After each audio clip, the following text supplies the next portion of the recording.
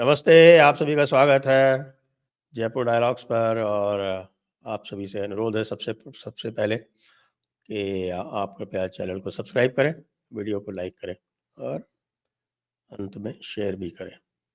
याद आपको दिला रहा हूँ, 8 फरवरी 4 दिन बचे हैं।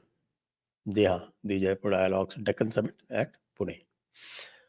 हमारे साथ हैं आज हर्ष जी, सदैव की बात ही मंगलवार को, और बहुत प्रसन्न लग रहे हैं क्योंकि ऐसा बताया गया है कि हर्ष जी की जो भी भविष्यवाणियां थी उसको बीजेपी ने कॉपी करना आरंभ कर दिया स्वयं।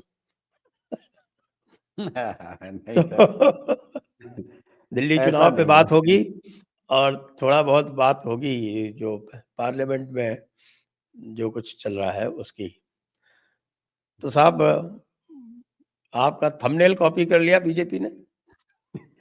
नहीं सर, दरअसल क्या है कि वो थंबनेल हमने, आपको याद होगा कि आपके चैनल पे भी मैंने ये बात कही थी, और लगभग 4 हफ्ते पहले की बात है ये। हाँ, मैंने एक आप तो वीडियो शुरू से ही बनाया कह था। रहे हैं, आप बिल्कुल जी जी पक्का कह रहे हैं, बाकी हम लोग हिल-डुल रहे हैं, लेकिन आप जी, अपने मैं कह रहा हूँ बात कि पर अड़ मैं गए। लगातार ये कह रहा था कि भाई, मैंने आपके चैनल पे ये कहा था कि भले ही सरकार आम आदमी पार्टी की बन जाए, लेकिन आज की स्थिति में अरविंद केजरीवाल की सीट और ये सिसोदिया वाली और आतिशी वाली जो है ना, ये सबसे कमजोर है, जिसे कहते हैं वल्नरेबल, वो है। हुँ, ये सबसे कमजोर सीट है और इसी वजह से जो है आम आदमी पार्टी में घबराहट है। अब देखिए, जब चुनाव आगे बढ़ा, 4 हफ्ते बाद आज जब हम बात कर रहे हैं, तो उसके बाद तो अब तो एक बड़ा नैरेटिव ये चलने लगा है कि बीजेपी की 50 सीट आ रही है। अब हुँ, तो खुलेआम लोग कहने लगे हैं। अब तो नैरेटिव, उस मैंने जिस समय वीडियो बनाया था उस समय मैं कह रहा था कि आम आदमी पार्टी की और बीजेपी की कांटे की टक्कर है, लेकिन एज आम आदमी पार्टी को है। हुँ। लेकिन आज की तारीख में तो सब ये कह रहे हैं कि एज अब बीजेपी को हो चुकी है, और बजट के आने के बाद तो लोग बड़े कॉन्फिडेंस के साथ कह रहे हैं कि साहब मिडिल क्लास और ये सब कुछ जो है बीजेपी के साथ जुड़ रहा है।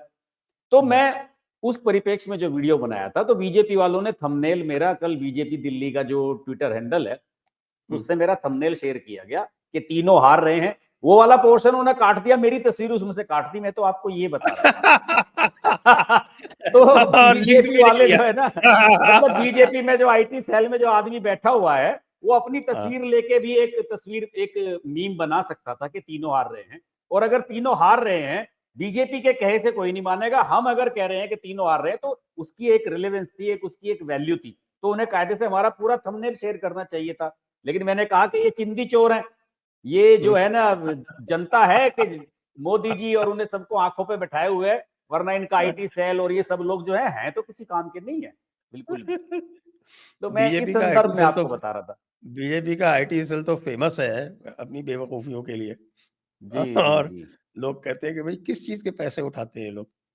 मतलब हाँ। एक एक आदमी 3-3 4-4 लाख रुपए का पेमेंट ले रहा है और असलियत कुछ नहीं उनकी। अच्छा, क्रेडिबिलिटी भी नहीं है क्योंकि वो तो सीधे डायरेक्ट बीजेपी से जुड़े हुए हैं।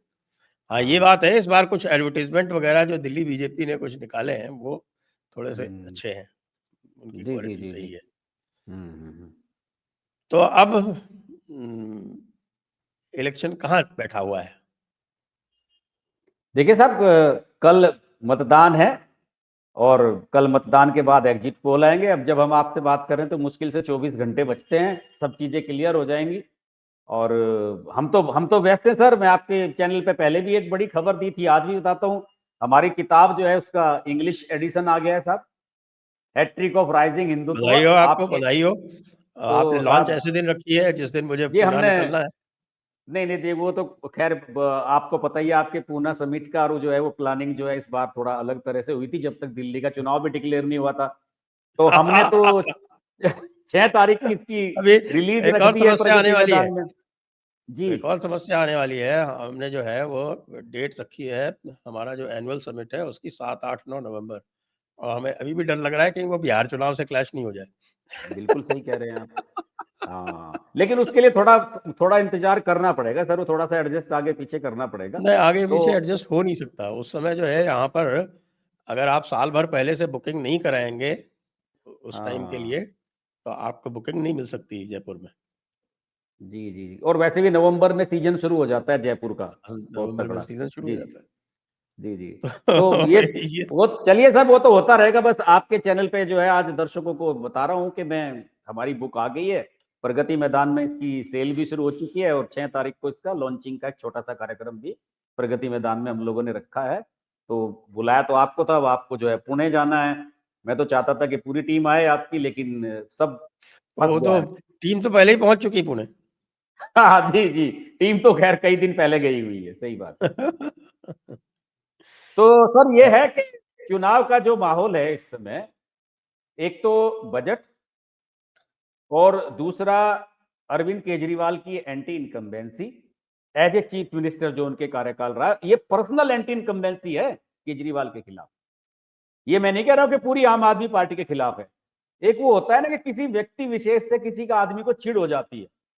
अरविंद केजरीवाल के प्रति लोगों में जिन्होंने वोट दिया 2015 में और 2020 में, उन लोगों में एक चिड़न जो हो गई है ना, उसका एक अंडर करंट लोग अब फील कर रहे हैं कि साहब यार ये आदमी जो है इतना झूठ बोल के आया और जिस तरह से सारी बाकी राजनीतिक पार्टियां फंक्शन करती हैं उसी तरह करने लगा कि साहब हमें पार्टी के लिए चंदा भी दे दो, शराब घोटाला कर लिया, उसके जो पैसा इकट्ठा हुआ उसे वहां चुनाव में लगाना शुरू कर दिया। तो उन्होंने कहा कि भाई जो पार्टी विद डिफरेंस की आप बात कर रहे थे वो फिर आपकी बची कहां पर है।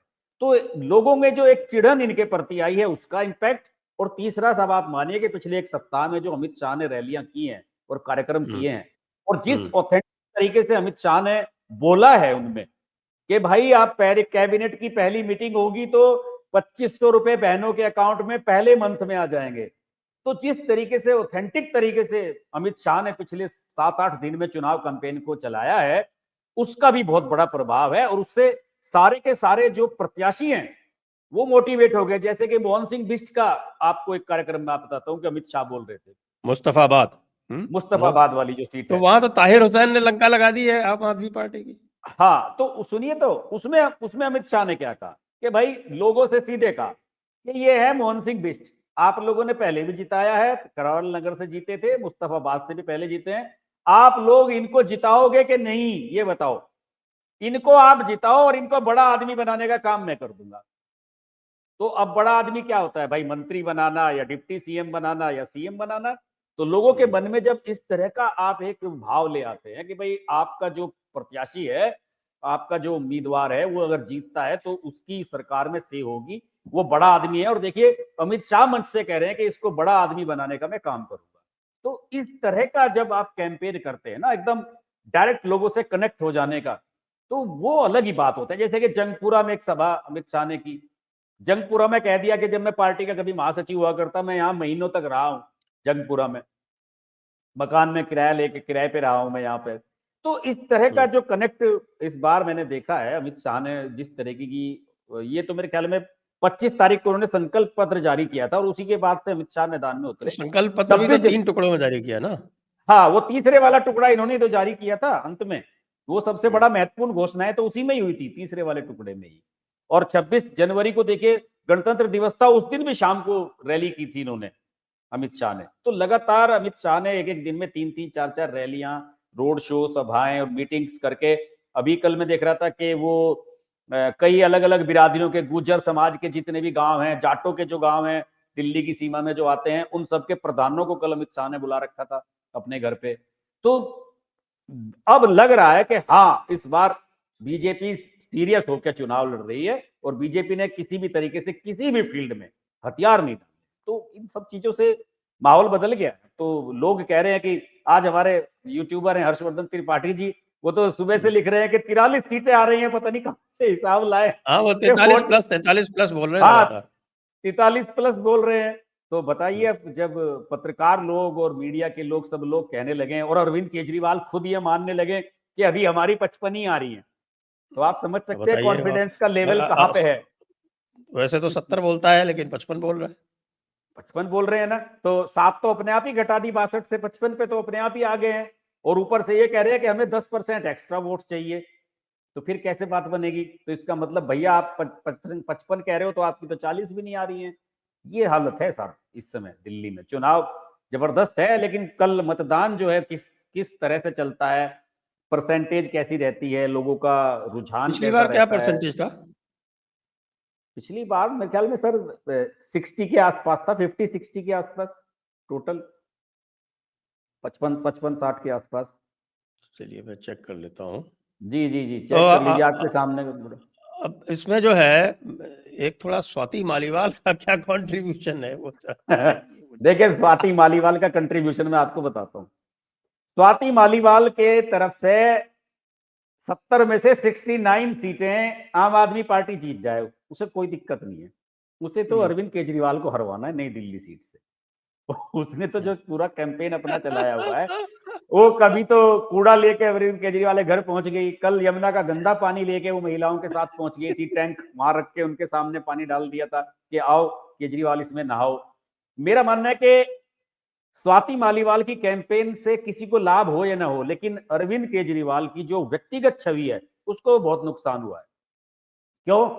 अरविंद केजरीवाल ने एक प्रेस कॉन्फ्रेंस करी अभी 3 दिन पहले कि साहब अमित शाह मैदान में उतर गए हैं और अमित शाह जो है हमारे लोगों को अरेस्ट करवा रहे हैं, हमारे कार्यकर्ताओं को पिटवा रहे हैं, उन्हें थाने में बंद करवाया जा रहा है, इनकी गुंडागर्दी चल रही है। यही था उस प्रेस कॉन्फ्रेंस का लब्बो लुभाव, और कुछ नहीं बोला था अरविंद केजरीवाल ने। तो उस दिन स्वाति मालीवाल ने ट्वीट किया कि तुम्हारे से बड़ा गुंडा है कोई? अपनी एमपी को घर पे बुला के अपने गुंडों से पिटवाते हो। तो अपने घर पे बुला के अपने गुंडों से पिटवा रहे हो अपनी एमपी को, तो आप जो है वैसे तो गुंडे हो और जनता के बीच में गांधी बनना चाहते हो। तो अरविंद केजरीवाल की जो व्यक्तिगत छवि है ना सर, उसको जो है स्वाति मालीवाल ने बहुत ज्यादा डैमेज किया है, और लोगों में ये बात है, लोग ये मानते हैं कि स्वाति मालीवाल के साथ जो हुआ केजरीवाल के घर पे वो गलत हुआ। और स्वाति मालीवाल ने कोई ऐसा तो है नहीं कि बीजेपी ज्वाइन कर ली या बीजेपी के लिए कैंपेन कर रही है, ऐसा भी नहीं कर रही। उसे जरूरत ही नहीं है, वो तो 6 साल एमपी रहनी है, उसका कुछ बिगड़ना तो है नहीं। वो सोचेगी जब उसका कार्यकाल पूरा होगा आखिरी साल में, सोच लेगी क्या करना है उसे। हाँ बिल्कुल सही बात है। जी, उसको क्या करना है, उसको तो इन्होंने तो ऐसा तो है नहीं कि अब हटा उसका वो देंगे आप कुछ इसे। कर भी नहीं सकते। हाँ, राज्यसभा कुछ नहीं मेंबर कर तो है सकते, ही है वो 6 साल के लिए, उसका ये कर बिल्कुल। क्या सकते हैं। उसे कुछ भी नहीं कर सकते ये, वो करेगी अपनी मर्जी की, और वो अब इसके बाद भी करेगी जो करेगी। मुझे लगता है कि स्वाति मालीवाल का जो पूरा का पूरा ये है, वो उसमें अरविंद केजरीवाल पर उनका व्यक्तिगत हमला ज्यादा है। आम आदमी पार्टी के बजाय उनका टारगेट ये है कि अरविंद केजरीवाल को डैमेज किया जाए और अरविंद केजरीवाल किसी तरह से हारें। तभी जो है, मैं तो कल्पना कर रहा हूं कि अगर अरविंद केजरीवाल हारेंगे तो उस पर स्वाति माली की क्या प्रतिक्रिया अच्छा, आएगी। पिछली बार का जो टर्नआउट था वो था 62.82%। जी, जी, जी, हाँ, 62.8 सही, एग्जैक्टली।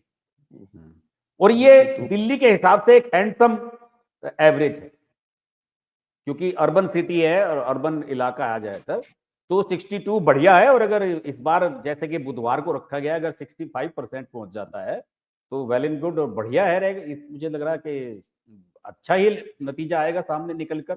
और जैसे लोग अंदाजा लगा रहे हैं अप्रत्याशित के साथ छत्तीसगढ़ या उड़ीसा की तरह का रिजल्ट निकल के सामने आए, हो सकता है उस तरह का रिजल्ट आए।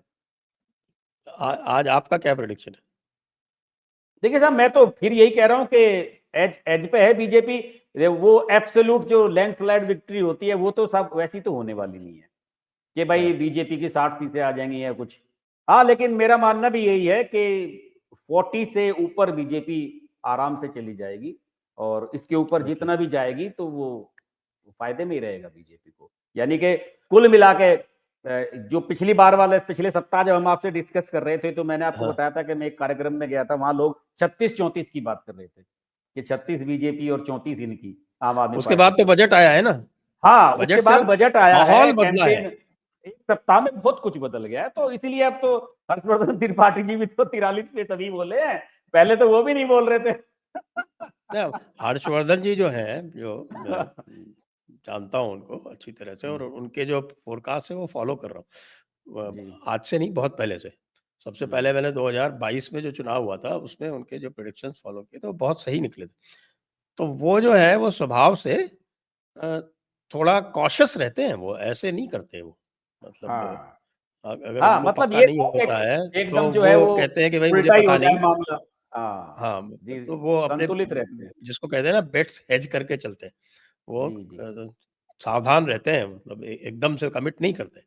तो यदि वो हाँ, कमिट कर रहे हैं तो भाई हाँ, तो उन्होंने मैंने तो वैसे इसलिए कुछ उनका दिखा है। नाम भी लिया है। मैंने और किसी का हुँ, नाम भी नहीं लिया, वैसे तो लोग पता नहीं क्या-क्या चला रहे हैं, बीजेपी के आईटी सेल वाले 55 सीटें आ रही हैं, हमारी 60 और सीटें आ रही बीजेपी हैं, के कहने के आईटी लिए तो सेल कुछ की तो भी कोई कहते रहे, विश्वसनीयता ही नहीं लेकिन है। इन सब चीज़ों में कुछ होता नहीं है। लेकिन ये है कि मेरे ख़्याल से सबसे बड़ा जो परिवर्तन आया है वो एक तो ये आया है कि साहब कि इन्होंने फ्रीबी वर्सेस फ्रीबी मैच कर दी, गारंटी दे दी कि तुम्हारी कोई फ्रीबी जाएगी नहीं, वैसी की वैसी रहेगी। और हमारी तरफ से एक बार बढ़ा के ले लो। हमारी तरफ से बढ़ा के ले लो। दूसरी बात और ये है कि बजट जो वाला भी बढ़ा है सर, ये इनकम टैक्स स्लैब वाला जो दूसरा मामला है बजट वाला बहुत बड़ा है, हम्म, इनकम टैक्स वाला, हम्म, और उसका इम्पैक्ट जो है, वैसे तो मैं देख रहा था कि दिल्ली में भी कोई 7-8% लोग ही इनकम टैक्स देते हैं। खैर कोई बात नहीं, क्योंकि पूरे देश में तो 1.1% ही देते हैं। हाँ तो दिल्ली में तो है। दिल्ली दिल्ली में उसका 6-7 गुना लोग देते हैं, लेकिन जो देते हैं उनका भी परिवार है। हाँ तो परिवार है। उसको जो है आप कम से कम एक परिवार में 3 वोटर के हिसाब से तो काउंट कर ही लीजिए। हाँ हाँ, लगभग लगभग 15-20 लाख वोट जो हैं वो प्रभावित हो सकती हैं साहब, और उनमें से 50% भी डले तो बड़ा प्रभाव है। अच्छा, एक और दूसरा एक पॉइंट और जो है, ये कुछ ही दिन पहले इन्होंने जो है वो एड्स पे कमीशन भी अनाउंस किया है। हाँ, और वो जो बात झुग्गी झोंपड़ियों वाली है उसे हम भूल जाते हैं बार बार, वो बड़ी है। अरविंद केजरीवाल इस बार परेशान है कि झुग्गी झोंपड़ी, डीटीसी बस वाले और ऑटो वाले, ये जो केजरीवाल के बिल्कुल मेन वोटर थे, इन सब में डेंट इस बार है। अभी अखबार में कल इंडियन एक्सप्रेस ने एक रिपोर्ट छापी और आज के टाइम्स ऑफ इंडिया में एक रिपोर्ट छपी हुई है ऑटो वालों से बात करके। 50% से ज्यादा ऑटो वाले ये कह रहे हैं कि भैया अब की बार बीजेपी आनी चाहिए, अरविंद केजरीवाल का पोस्टर हम नहीं लगाएंगे अपने ऑटो पे। तो एक ने पूछा क्यों, तो उसने कहा कि यार पोस्टर लगा लेते हैं ना, तो जब ट्रैफिक पुलिस वाला हमें पकड़ता है कहता है कि आजा केजरीवाल इधर आजा। तो यार शर्म आती है कि केजरीवाल कहता है मैं तो। उसने रिपोर्टर ने पूछा कि भाई क्यों, आपको केजरीवाल कहलवाने में क्या शर्म है? कहने लगे यार इतना नंबर 1 का फ्रॉड आदमी, शराब घोटाला, ये वो रोज का रोज तरह तरह के झूठ बोलना।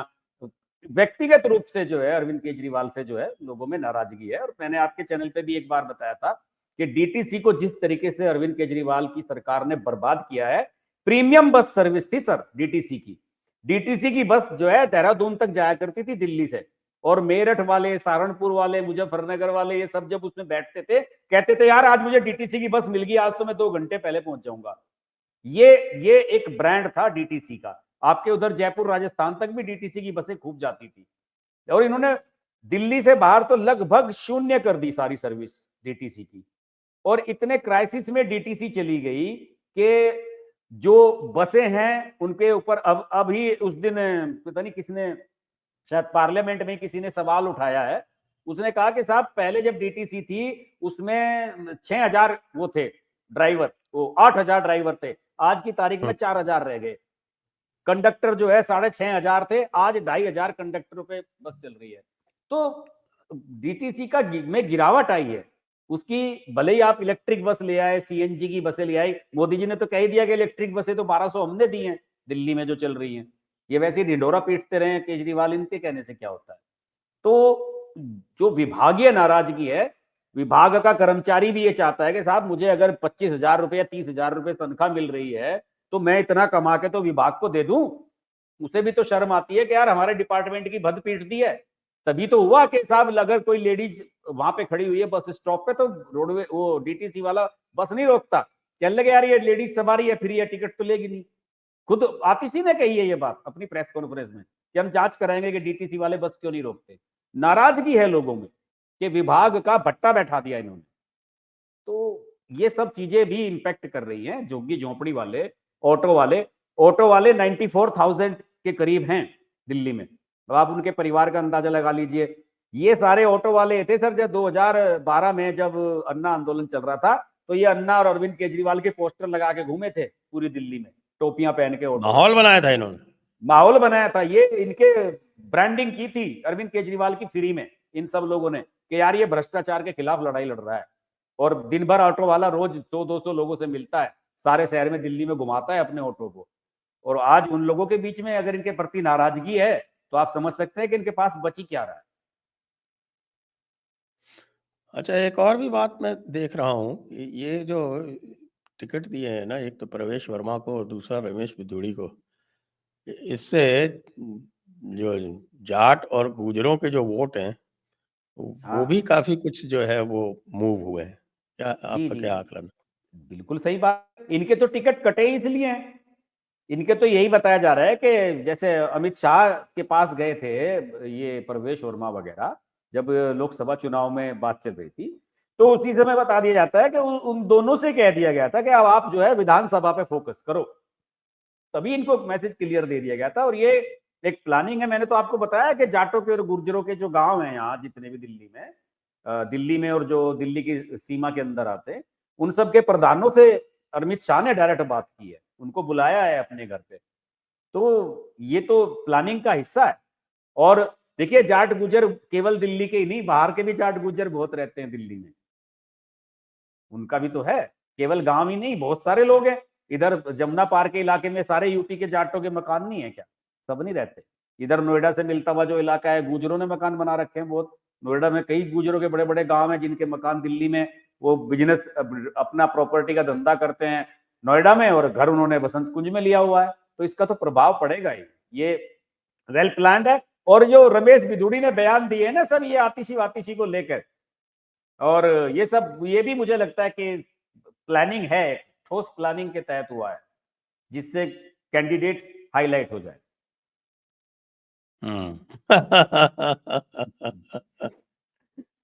अब तो बेचारे मंदिर मंदिर भी जा रहे हैं, हनुमान चालीसा भी पढ़ रहे हैं। अब तो देखिए, हमने अपना हमने सर आपसे भक्ति भी दर्शा रहे हैं। आपको मैंने एक ट्वीट में टैग किया था, आपने उसे गौर नहीं देखा। आपके चैनल पे मैंने ये कहा था कि अरविंद केजरीवाल धर्म के नाम पे बात करना चाहते हैं कि भाई मैं धर्म पे कोई मेरा इंटरव्यू लो। एक चैनल ने लिया है उनका हाँ इंटरव्यू, हाँ हाँ हाँ और मैंने आपको हाँ। टैग किया था उसमें, मैंने कहा देखिए मैंने आपको बताया था, और वो इंटरव्यू हो गया है। किसी छोटे मोटे चैनल का हुआ, लेकिन अच्छा खासा इंटरव्यू है, 4 लोगों ने बैठ कर इंटरव्यू लिया है उसमें अरविंद केजरीवाल का। तो अरविंद देखने में तो केजरीवाल नहीं के आया अंदर वो। किसी ने, यूट्यूब ने रेकमेंड भी नहीं किया। नहीं, वो सोशल मीडिया पे अरविंद केजरीवाल ने शेयर किया था, मैंने तो उस दिन देखा, धर्म संस्कृति, और उस पे अरविंद केजरीवाल कुछ इस तरह का उसमें थंबनेल लगा हुआ था। कोई यूट्यूब चैनल ही है उसका ही था वो, लेकिन ठीक ठाक शूट किया गया था, बढ़िया इंटरव्यू बना हुआ था। थीम उसका वही था कि तिहाड़ में रह के जो दिव्य ज्ञान केजरीवाल जी को हुआ है, अब उसको जो है वो अपने जीवन में कैसे ढाल रहे हैं, उसके अनुकूल वो कैसे चल रहे हैं, वो सब इस तरह की बातें उसमें की गई थी। ये हाँ, एक तो ये हो गया। दूसरा, ये इस बार जो है वो पूर्वांचली जो है, वो लगता है कि पूरी तरह से समर्थन में आ गए हैं भारतीय जनता पार्टी। पूर्वांचलियों का तो थोड़ा सा, कुछ लोग ये भी कह रहे थे कि जैसे जेडीयू का अलायंस हुआ, बीजेपी के साथ आए नीतीश वगैरह, ये सब, इसका भी प्रभाव पड़ता है। और पूर्वांचलियों का तो वोट ठीक ठाक है ही। उत्तर प्रदेश के जो पूर्वांचल के लोग हैं वो भी, बिहार वाले भी, उनका वोट तो यहाँ हमेशा से डोमिनेट करता ही है। मनोज तिवारी हैं, कई लोगों को इन्होंने कैंपेन में भी लगाया है। उधर के बिहार के भी कुछ मंत्री मैंने देखा कुछ कैंपेन कर रहे थे, और नीतीश कुमार ने भी भेजा था किसी को प्रचार के लिए, शायद चिराग पासवान के भी टीम के कुछ लोग लगे हुए थे। तो कोशिश तो सभी कर रहे हैं, उन्हें भी अब बिहार का चुनाव आ रहा है कुछ महीने के बाद, तो वो भी सब अपने हाथ खोल रहे हैं यहाँ पे। तो उनको एक-एक सीट भी तो दी है। हाँ, वो तो सीट दी है उनको, तो 2 सीटें उनके लिए तो छोड़ी थी पहले ही। एक सही बात जेडीयू के लिए, एक चिराग के लिए। है जी। तो ये पूर्वांचल से तो ज्यादा सर, एक बात बताऊं मैं आपको, पूर्वांचल से ज्यादा इस बार पुष्कर सिंह धामी का बड़ा प्रभाव हो रहा है इधर यमुना अच्छा, पार के इलाके में। हाँ, पुष्कर सिंह अच्छा, धामी ये कह रहा है कि ट्रिपल इंजन की सरकार बनेगी आपकी। अच्छा। वो ये कह रहा है कि अगर आप अपने कैंडिडेट को जिताओगे तो उत्तराखंड की सरकार भी आपके यहाँ काम कराएगी, क्योंकि यहाँ उत्तराखंडी तो सर बहुत रहते हैं दिल्ली में, कई लाख उत्तराखंडी रहते हैं दिल्ली में, तो उनका पहाड़ियों का बड़ा प्रभाव है कई सीटों पे। अरविंद के ये जो मनोज तिवारी है, ये तो पहाड़ियों की वजह से जीतता है, ज्यादातर वोट वही देते हैं इन्हें, वो इधर उधर जाते नहीं है, वो सीधे बीजेपी को वोट देते हैं। तो पुष्कर सिंह धामी ने कम से कम 10-12 सभाएं की हैं, और वो सब जगह ये कह रहे हैं कि अगर आपकी सरकार बनी तो आपको केंद्र में भी मिलेगी सरकार, दिल्ली की भी सरकार मिलेगी, और जो मेरी सरकार है उसका भी पूरा पूरा सहयोग रहेगा, हम काम कराएंगे यहाँ पे अपने लोगों के लिए। तो उसका भी बड़ा प्रभाव देखने, मतलब सब कुछ माहौल अभी फिट फिट लग रहा है। आज की तारीख में 4 तारीख तक सब माहौल ठीक है। माहौल तो ठीक है, तो इस बार तो अगर नहीं आई तो फिर तो कुछ लोग तो कह रहे थे कि इस बार नहीं आई भारतीय जनता पार्टी तो फिर कभी नहीं आएगी। नहीं, अगर इस बार भारतीय जनता पार्टी नहीं आई तो भारतीय जनता पार्टी को ईवीएम का मुद्दा उठाना चाहिए इस बार। कि जो है दिल्ली में जो है ईवीएम में गड़बड़ करवाई है केजरीवाल ने और राहुल गांधी ने अंदर खाने मिलके, कांग्रेस वालों ने और इन्होंने अंदर मिलके, तो इधर फिर ईवीएम, क्योंकि फिर सर उसके अलावा कुछ बचता नहीं है और इससे ज्यादा क्या करेंगे कि भाई इतना सब कुछ कर लिया, जितना हमने अभी चर्चा कर ली है दिल्ली को लेके, इतना सब कुछ तो कर ही चुके हैं, इससे ज्यादा और क्या कर सकते हैं। फिर तो वही चीजें रह जाती हैं जब आप हारते हैं कि कैंडिडेट आपका ठीक नहीं था, आपने जातीय समीकरण में ध्यान रखे, ये इसका टिकट कटना चाहिए था, उसका रिपीट होना चाहिए था, फिर तो सर यही एनालिसिस चलते हैं, फिर तो हम लोग भी उसी पे आ जाएंगे, हम भी यही बातें कहने लगेंगे। सही हाँ, है। ईमानदारी की बात अच्छा है सर, पत्रकारिता में तो हमने यही सीखा है। अच्छा, कांग्रेस कितने मुसलमानों के वोट काट रही है? सर मुझे नहीं लगता मुसलमानों के वोट कितना काट रही है ये तो मैं जज नहीं कर सकता, लेकिन कांग्रेस कोई सीट जीत नहीं रही है, ये मुझे साफ लगा। नहीं, अभी जो हम देख रहे थे वीडियो वगैरह और जिस तरह से वो चिल्ला रहा था आपका अमानतुल्लाह ओवैसी के खिलाफ, और अभी वो बल्ली मारान वाला जो वीडियो आया था जिसपे लोग उसको इमरान हुसैन को कह रहे थे तेरे को वोट नहीं देंगे, तो वो कांग्रेस वाले को वोट देंगे। तो क्या कांग्रेस का एकमात्र उद्देश्य ये है कि वो मुसलमानों के वोट काट के किसी तरह से आम आदमी पार्टी को हरा दे? देखिए सर, दो दो चीजें साफ आई हैं इस चुनाव में निकल के। एक तो बीजेपी कांग्रेस पे हमला नहीं कर रही है, दूसरे कांग्रेस बीजेपी पे हमला नहीं कर रही है। टारगेट पे दोनों के आम आदमी पार्टी है। टारगेट पे दोनों के आम आदमी पार्टी है। अंदर अंदर कांग्रेस के अंदर ये एक थॉट डेवलप हुआ है और राहुल गांधी को कुछ लोग कन्विंस करने में, अजय माकन जैसे लोग सफल रहे हैं कि साहब हमें बीजेपी को दिल्ली में गाली देने से कुछ नहीं मिलने वाला, हमें आम आदमी पार्टी को अपने टारगेट पे लाना होगा, क्योंकि ये हमारे वोट बैंक से बनी हुई पार्टी है।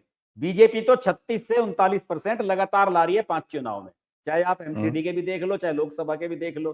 तो बीजेपी का तो वोट बैंक कहीं जा ही नहीं रहा है, ये तो सारा का सारा हमारा खा के बैठे हुए हैं, और पंजाब भी है आगे, वो भी देखना है हमें। तो राहुल गांधी ने इसी वजह से पिछली 2-3 रैलियों में अब अरविंद केजरीवाल पे हमला बोलना शुरू किया।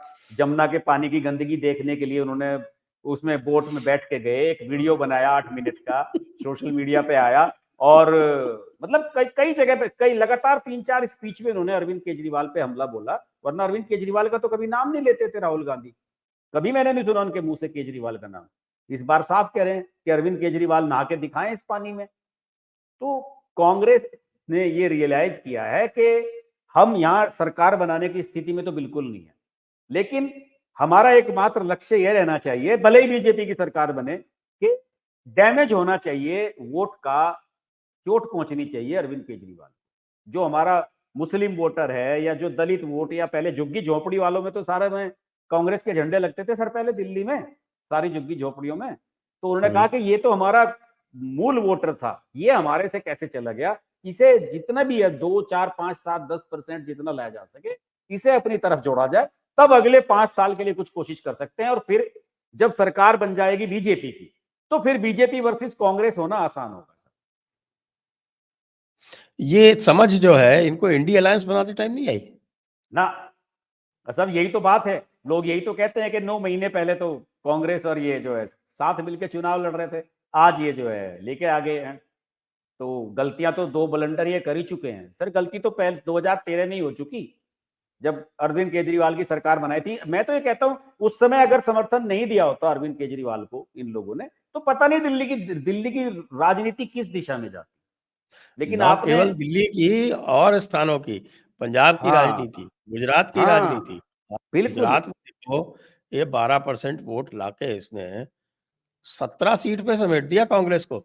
जी जी। जो उसके तो पहले 77 सीट पे बैठी हुई थी वो 17 पे आ गई, हाँ, और ये तो इसी सर, तरह से बढ़ती गई तो एक दिन ये कांग्रेस को पीछे छोड़ देगी गुजरात में। मैं आपको एक मजेदार बात बताता हूँ। एक हमारे मुस्लिम पत्रकार साथी हैं, अब तो वो रिटायर हो गए, बड़े लंबे समय हमारे से काफी सीनियर थे, तो वो रिटायर हो गए। तो वो अक्सर जब हम न्यूज रूम में उनसे बातचीत करते थे, तो अब चूंकि वो मुस्लिम पत्रकार थे तो उनकी बीजेपी से एक अलग तरह की मोहब्बत थी, तो वो अक्सर ये कहते थे कि इस देश में दो चीजों के लिए विश्वनाथ प्रताप सिंह को याद रखा जाएगा। एक तो जो उन्होंने ये आरक्षण का बीज बो के गए वो इस देश में, जिस लेवल पे लेके गए वो और दूसरे बीजेपी जैसी राक्षसी पार्टी को पैदा करके गए विश्वनाथ प्रताप सिंह। तो सर, ये जो आम आदमी पार्टी वालों को इन्होंने समर्थन दिया ना पहले, आप देखें ना आंकड़ा कितना परफेक्ट था। 28 सीट आम आदमी पार्टी की और 8 कांग्रेस की, 28 और 8 36, फुल मेजोरिटी दोनों मिला के।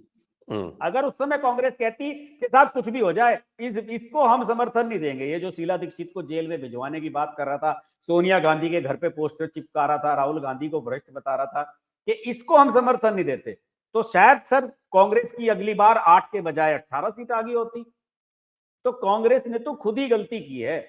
क्या होता, राष्ट्रपति शासन चलता 6 महीने 1 साल राष्ट्रपति शासन चलता, वो तो तब भी चला।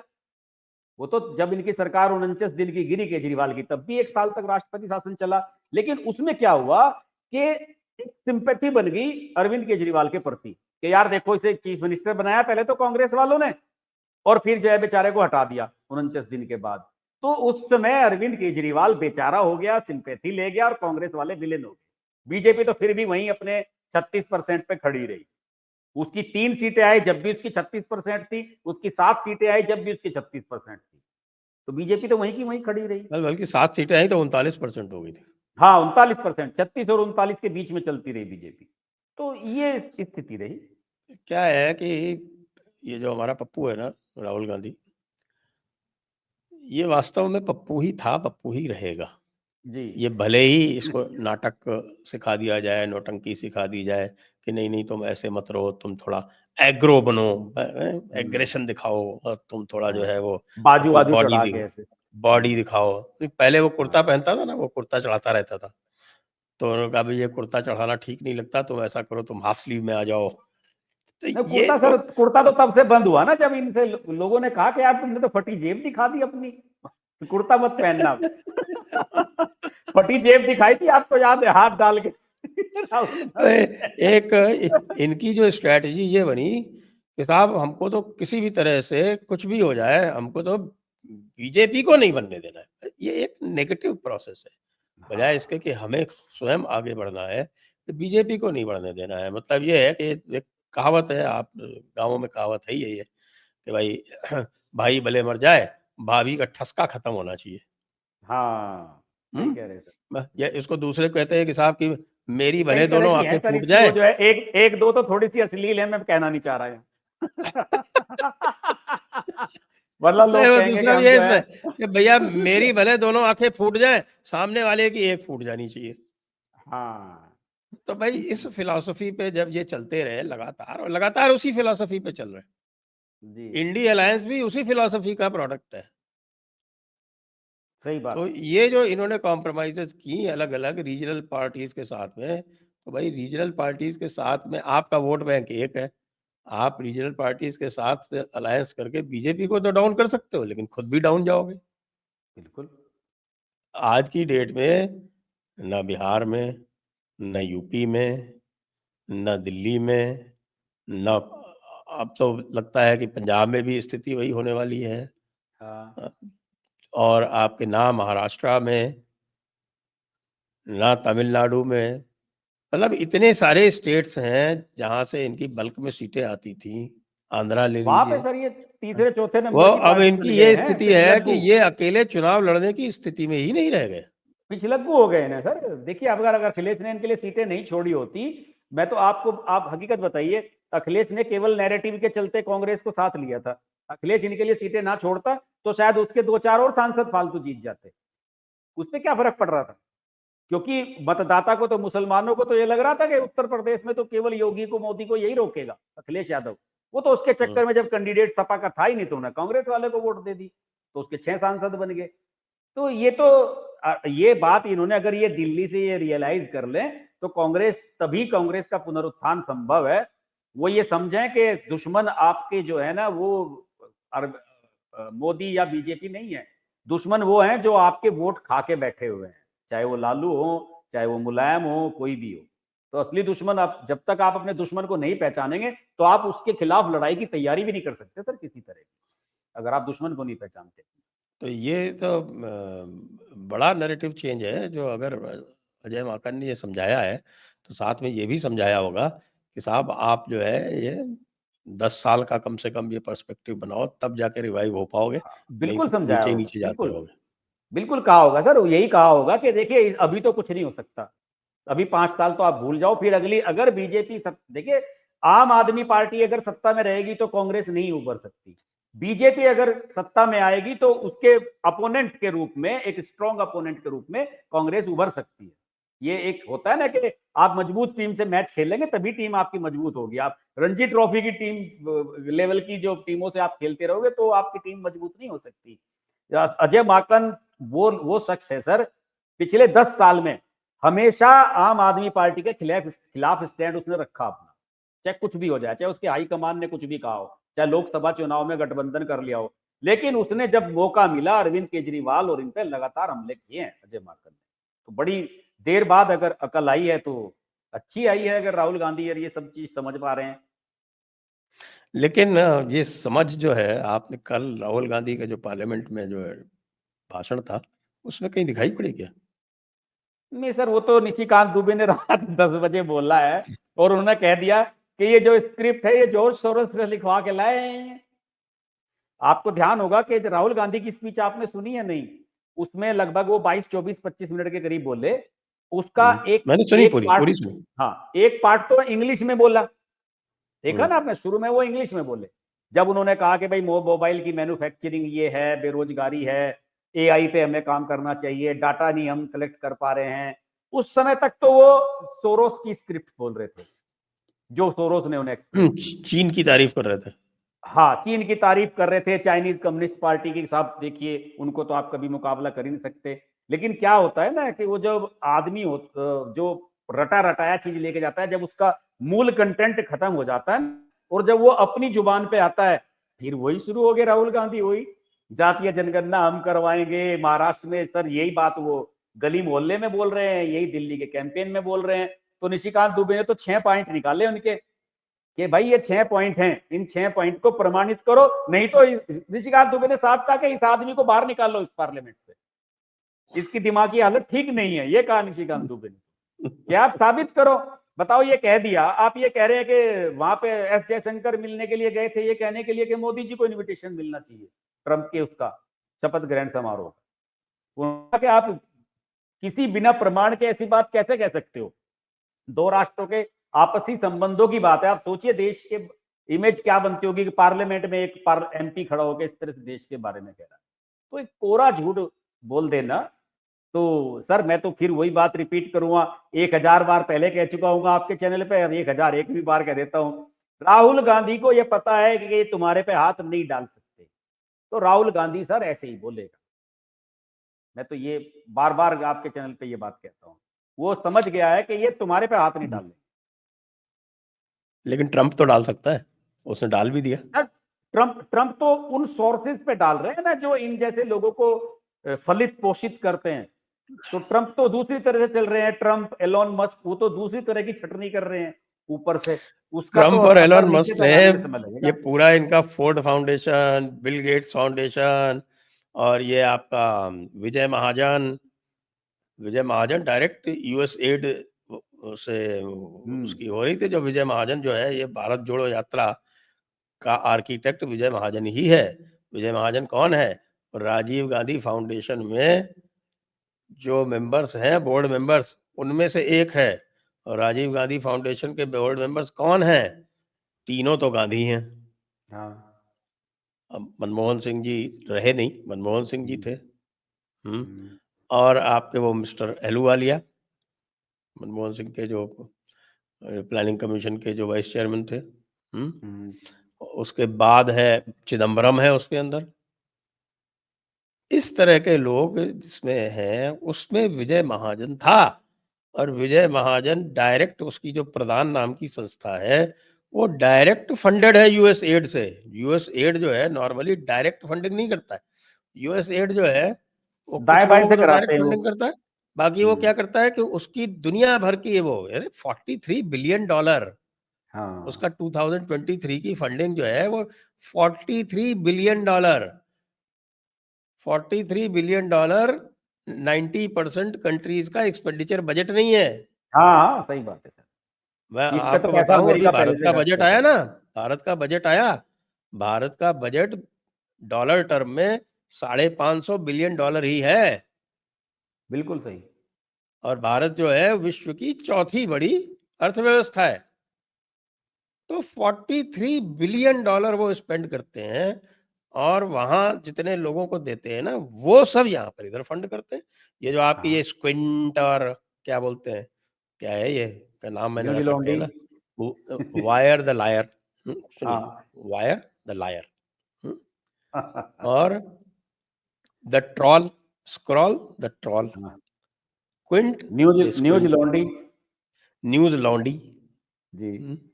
न्यूज लॉन्डी, और कुछ नए भी आए हैं वो न्यूज मिनट मिनट और भी आए हैं, और आपका हाँ, कुछ वो और भी है। इस तरह के, वो आपका वो कैरावान। हम्म। इनको कौन फंड करता है? आईपीएसएमएफ। आईपीएसएमएफ को कौन फंड करता है? कोई फोर्ड फाउंडेशन, ओमेद्यार, ये आपका जो नारायण मूर्ति है ना, नारायण मूर्ति, इसका देखना आप, इसका कनेक्शन डीप स्टेट से आएगा। हमने बहुत पहले उजागर किया था। वो हाँ डीप स्टेट हाँ। का जो पार्ट है, क्लब ऑफ रोम, उसका मेंबर है वो, हम्म। पैसे वैसे नहीं है। बातें जो तो है, ऋषि जितने भी ऋषि लोग ये जो ऋषि ढोंग करे ना कि साहब हम ऋषि सुनक के साथ बैठ के मैच भी तो देख रहे थे, दामाद जी के साथ। सुना करते, दामाद है तो दामाद है, उसका तो क्या करे कोई। दामाद के साथ तो आप करें तो उसमें कोई आपत्ति नहीं, उसको मैं कोई आपत्ति नहीं करता। लेकिन ये जो है वो ट्रंप ने इसको क्रश कर दिया। हमारे यहाँ इतनी जोर से लोग हल्ला हल्ला कर रहे थे, हल्ला करते रहे, हल्ला करते रहे, किया कुछ नहीं। और ट्रंप ने पूरा का पूरा जो वो बोलते हैं ना, वो आपकी नाल, वो नाल हाँ ही तो सर, काट दी। आपने तो अब बताया नाल कि काट जैसे दी तो अब क्या होगा? राजीव गांधी फाउंडेशन है, नेशनल हेराल्ड है, बहुत सारे मामले हैं सर। ऋषिकांत दुबे ने तो एक बार उठाया भी था कि नेशनल हेराल्ड में, उसमें राजीव गांधी फाउंडेशन में बताओ ना कितने एससी एसटी को तुमने रखा हुआ है, बताओ जरा। उसके पैनल में कितने लोग हैं, बोर्ड में कितने लोग हैं, बताओ जरा। राहुल सुमन राहुल दुबे गांधी है बताए उसमें, वो। हाँ। उसमें सुमन दुबे भी है। तो ये सब है कहानियां। बात वही है ना सर, मैं जो हमेशा से कहता हूँ सीधा सा, कि राहुल गांधी को इस बात का एहसास हो गया है कि ये डायरेक्ट तुम्हारे गिरेबान पे हाथ नहीं डालेंगे, कुछ भी कहते रहेंगे, भाषणबाजी करते रहेंगे, इधर उधर बोलते रहेंगे, आपके गिरेबान पे हाथ नहीं डालेंगे। ये बात राहुल गांधी, वो कहते हैं ना कि जब किसी के उससे खौफ निकल जाता है ना दिमाग से, तो फिर वो सर वो कुछ भी कह सकता है। फिर तो वो पार्लियामेंट में भी ऐसे ही बोलेगा, बाहर भी ऐसे ही बोलेगा। आप करते रहो उसका विरोध, करते रहो खंडन उसका। ये है कहानी। बिल्कुल। तो अब हालात तो काफी खराब ही है। मतलब आप देखिए, वो खड़गे जो है वो नीरज शेखर को कैसे बोलने लगा था कल। हाँ, सब है सर। खड़गे खड़गे खड़गे की तो कोई वैल्यू रही नहीं है कांग्रेस में। पिछले सप्ताह तो हम बात कर ही रहे थे इस बारे में कि खड़गे जी का तो दुर्भाग्य ये है कि जिस भी कार्यक्रम में जाते हैं वहां राहुल गांधी रहते हैं। अब राहुल गांधी को सुनने के बाद लोग उठ के चलने लगते हैं, तो राहुल गांधी और सब लोगों को कहना पड़ता है भाई खड़गे जी भी बोलेंगे, इन्हें भी सुन लो। तो खड़गे को तो जो मिल गया सर, वो अपनी राजनीतिक दौर के कैरियर के अंतिम दौर में है। और वो तो पार्लियामेंट में जो आदमी ये कह दे कि मुझे तो जो भी मिला है इनकी बदौलत मिला, सोनिया गांधी, और सोनिया गांधी उनकी बात समझ नहीं रही, वो हिंदी में बोल रहे, तो वो प्रमोद तिवारी से पूछ रही है कि ये क्या कह रहा है, कि मैडम ये कह रहे हैं कि ये जो मैं हूं आपकी बदौलत हूं। तब सोनिया गांधी समझी। तो क्या स्तर है इनका, खड़गे का और इनका राजनीति का, तो सब अब सामने आ गया। हाँ, सामने आ गया, पूरी तरह से सामने आ गया। और उधर मिल्कीपुर में भी बेचारे जो हैं वो आपके अयोध्या के राजा जो है समस्या में आ गए, अयोध्या के राजा रो रहे थे, और रो सब रहे बिलक थे बिलक बिल्कुल। के मीडिया वालों से बोल रहे थे वो सर। और मुझे तो उसे जितनी बार उस वीडियो को देखा मैंने, मुझे हंसी आई देखने के बाद। तो आज बल्कि पार्लियामेंट में अखिलेश यादव काफी बोल रहे थे, और उन्होंने, अखिलेश यादव ने जिद करी, उन्हें लगा कि मिल्कीपुर में भी कल मतदान है, तो उन्होंने ये जिद करी कि 2 मिनट का मौन रखा जाए प्रयागराज को लेके। तो अध्यक्ष बैठे हुए थे, शायद जगदम्बिका पाल बैठे थे, कौन बैठे थे, उन्होंने कहा कि भाई इस पर तो 2 मिनट का मौन पहले रखा जा चुका है। जिस दिन शुरू हुआ था सेशन, उसी दिन शोक व्यक्त किया गया था प्रयागराज के हादसे पे, तो खुद प्रधानमंत्री ने बोला है इस पे, तो इसमें आपके कहने से क्यों यहाँ शोक रखेंगे यहाँ? तो वो तो कहते हैं ना कि हारी हुई बैटल मुझे लगता है कि मिल्कीपुर की है। अब अयोध्या के राजा आंसू बहा के कितने इमोशनल कर पाते हैं अपने मतदाताओं को, तो बेटा हार रहा है तो दुख तो होगा ही बाप को।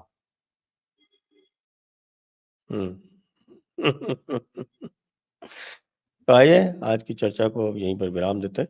सभी दर्शकों को बहुत बहुत धन्यवाद, हर्ष जी को बहुत बहुत धन्यवाद। जय हिंद, जय भारत, वंदे मातरम। आप सभी को भी जो है शुभकामनाएं पुणे समिट के लिए। मैं तो नहीं आ पाऊंगा, लेकिन सभी दर्शकों से निवेदन है कि यूट्यूब पे लाइव रहिएगा, सभी आएंगे इसके कार्यक्रम, और एक दिन का ही है, मजा आने वाला है। बस ये है कि दिल्ली चुनाव के साथ बीच बीच में मजा आएगा इसमें। इसके लिए तो कोशिश करते हैं सर, दिल्ली चुनाव के जो है शाम के समय एक बार आपसे लाइव उस दिन कोशिश करते हैं, अगर 10-11 बजे आप फ्री हैं। जी बाकी तो इलेक्शन कमीशन ने जो है वो गड़बड़ कर दिया सारा। नहीं साहब, अगर बीजेपी वालों को भी ईवीएम पे उंगली उठाने का समय मिल सकता है, मौका मिल सकता है, तैयार रहें। हाँ, ये एक ही मौका मिलता है उनको, इसको तो करना चाहिए। दिल्ली में ही।